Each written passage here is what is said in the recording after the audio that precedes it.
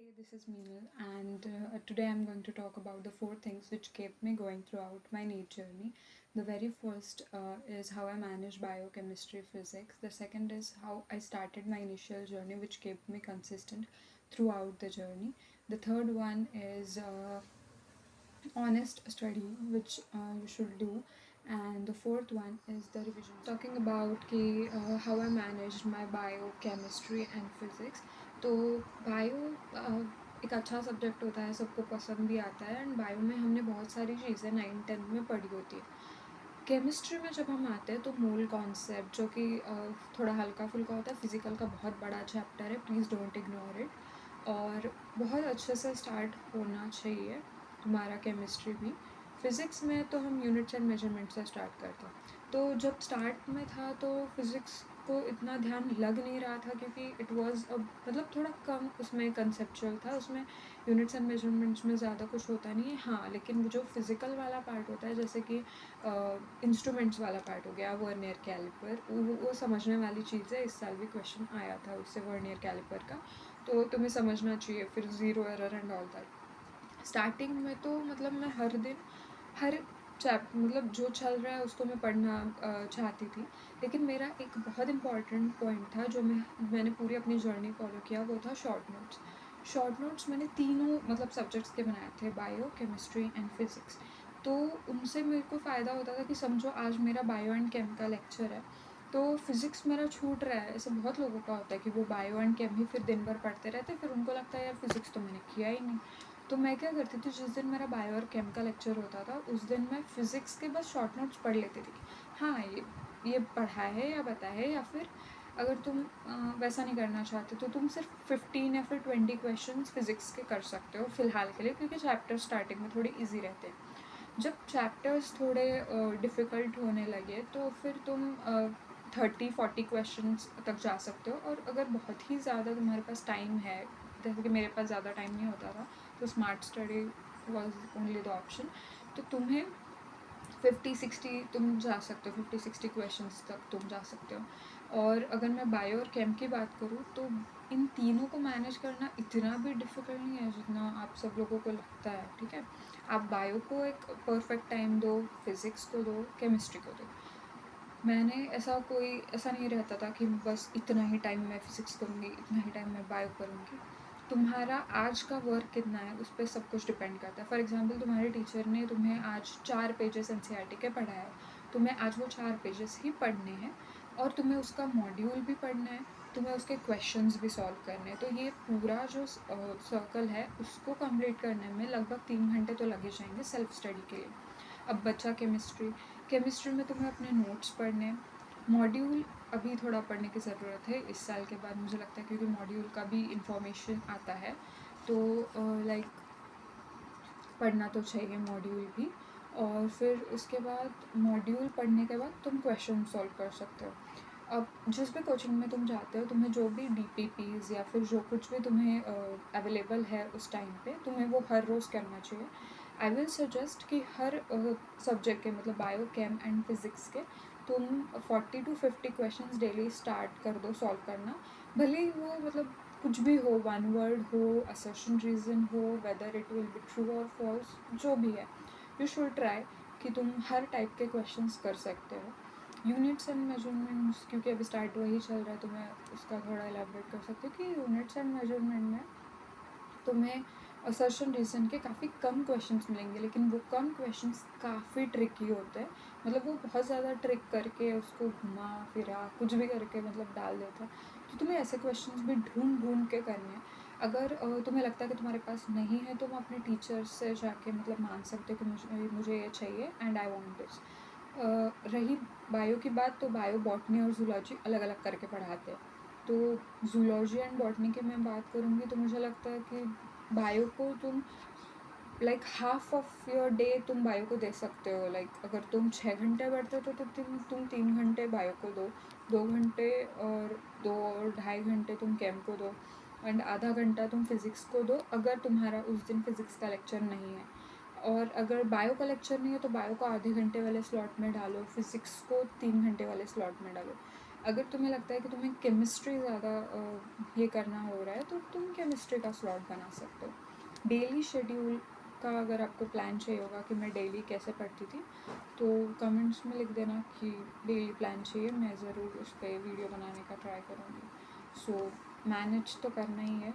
And all the best. के लिए अभी 2 साल है, टाइम है, लेकिन इसका मतलब ये नहीं है कि तुम्हें वेस्ट करना है। तुम्हारे पास टाइम है, तुम्हें उसको यूटिलाइज़ करना है। हर रोज़ एक अभी फ़िलहाल के लिए लाइक 2 महीने के लिए सही तुम लोग एक टाइम को अपना बना लो। दैट इज़ मैं ये कह सकती हूँ कि तुम 5 से 6 घंटे तो तुम्हें हर रोज़ पढ़ना चाहिए। फिर अगले 2 महीने तुम 6 से 8 घंटे पढ़ सकते हो, एंड देन फिर वो तुम कंटिन्यू रख सकते हो। अगर कुछ लोग कंफर्टेबल है तो मुझे लगता है उनको 9 to 10 आवर के स्लॉट में भी जाना चाहिए, जैसे तुम्हारी मर्जी। अगर तुम्हारा 8 घंटे तक हो रहा है तो मुझे लगता है इट्स वेल एंड गुड। अगर नहीं हो रहा है तो you can go further 9 and 10। तो लाइक ऑनेस्ट स्टडी यही है कि तुम खुद से इतना ऑनेस्ट हो कि तुम्हें पता है कि मैं पढ़ रही हूँ या पढ़ रहा हूँ। मैंने अपनी जर्नी में ऐसे बहुत लोग देखे जो सिर्फ प्रिटेंड करते हैं कि मैं पढ़ रही हूँ या मैं लाइक कोशिश कर रही हूँ कि मैं अंडरस्टैंड कर रही हूँ। तुम्हारा जब तक ऑनेस्ट एफर्ट, तुम्हारा पूरा एफर्ट आपकी स्टडी में नहीं लगेगा, मुझे नहीं लगता कि तुम्हें रिजल्ट्स दिखना शुरू होंगे। तुम्हारे मॉक टेस्ट होंगे तो तुम्हारे मॉक टेस्ट में भी तुम्हारा ऑनेस्ट रिजल्ट ही दिखेगा, अगर तुम खुद से ऑनेस्ट हो। मुझे ऐसा लगता है कि इस पूरी जर्नी में ज़्यादा लाइक चीटिंग एंड ऑल इसमें नहीं फंसना है तुम्हें। अपना फ्यूचर डिसाइड कर रहे हो तुम। हर एक चीज़ जो तुम अभी कर रहे हो, you are deciding your future.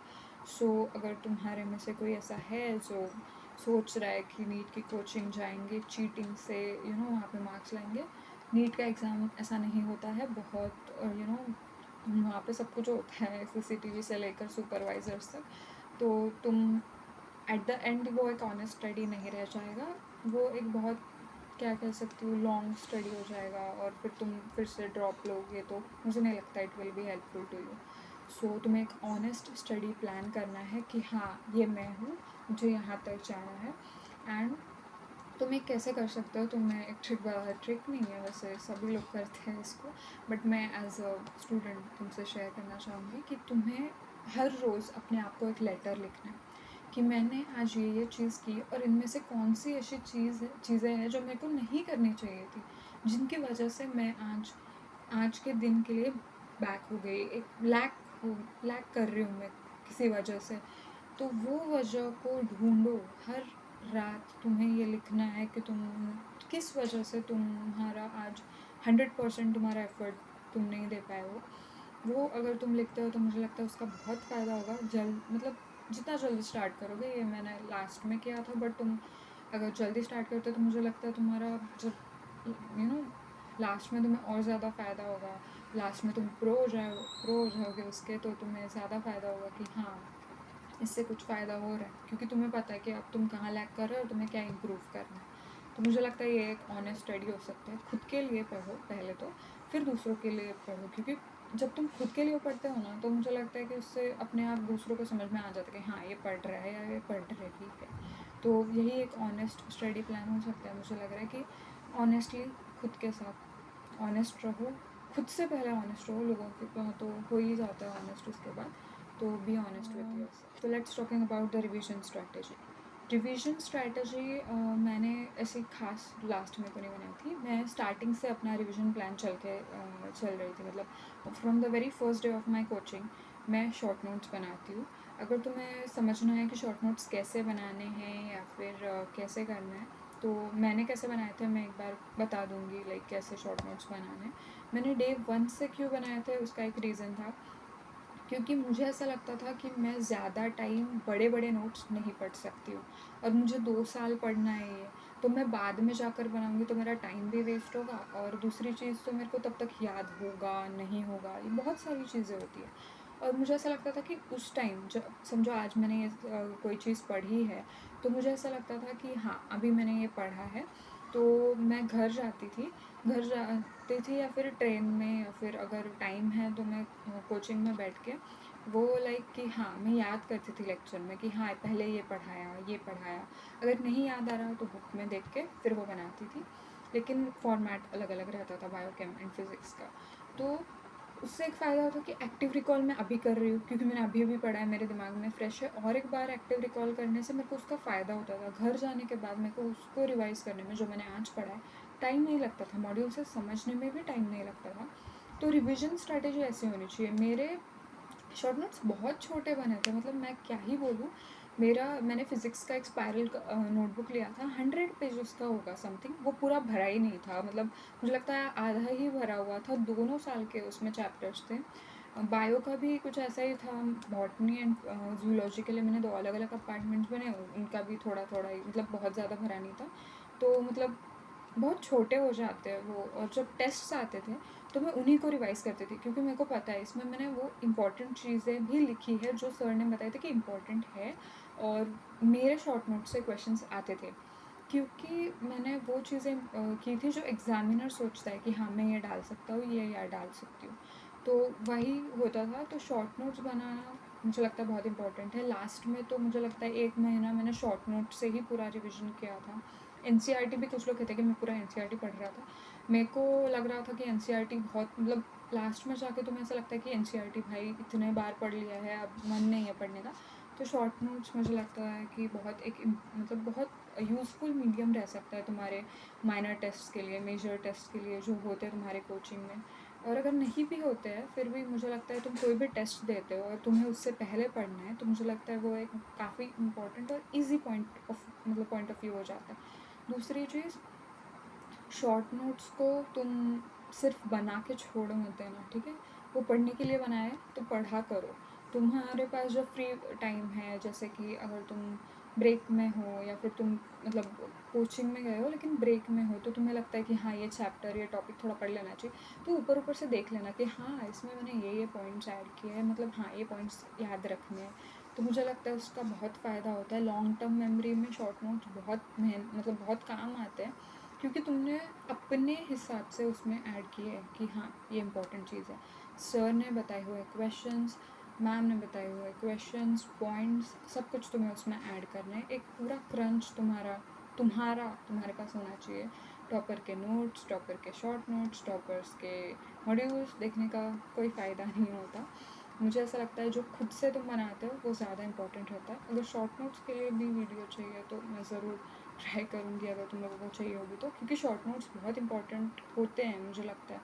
बहुत सारे लोग नहीं भी बनाते हैं शॉर्ट नोट्स, लेकिन अगर तुम उनमें से हो जिनको लगता है कि हाँ, शॉर्ट नोट्स बनाने चाहिए, वो एक हेल्पफुल चीज़ है ना। तुम्हारे पास अगर है टाइम, तुम्हें लग रहा है कि तुम्हारे पास टाइम नहीं होगा तो तुम नहीं कर पाओगे, लेकिन तुम्हें, मुझे लगता है कि थियोरी पे ज़्यादा दिमाग घिसने से अच्छा है कि तुम अपनी अंडरस्टैंडिंग के अकॉर्डिंग शॉर्ट नोट्स में लिखो कि हाँ, ये है। तो मुझे लगता है ज़्यादा फ़ायदा तुम्हें होगा। एंड यही था मेरा रिविजन स्ट्रैटेजी, वाज लाइक कि शॉर्ट नोट्स को ही बार बार पढ़ना है। जितनी ज़्यादा बार शॉर्ट नोट्स पढ़ोगे उतनी ज़्यादा बार तुम्हारा वो चैप्टर रिवाइज होगा। मैंने एक एक चैप्टर बहुत बार रिवाइज़ किया था, मतलब मैं हर महीने लगभग रिवाइज़ करती थी जितना भी मैंने लिखा है। तो उससे मेरा रिटेंशन पावर भी बढ़ रहा था, और अनोइंगली तुम्हारा ग्रे मैटर भी बढ़ता है, जो कि मुझे लगता है बहुत हेल्पफुल है तुम्हारे लिए। So short notes was my point of view for revision. And और भी बहुत सारे ट्रिक्स एंड टिप्स होते हैं, लेकिन हम किसी अलग वीडियो में ज़रूर कवर करेंगे।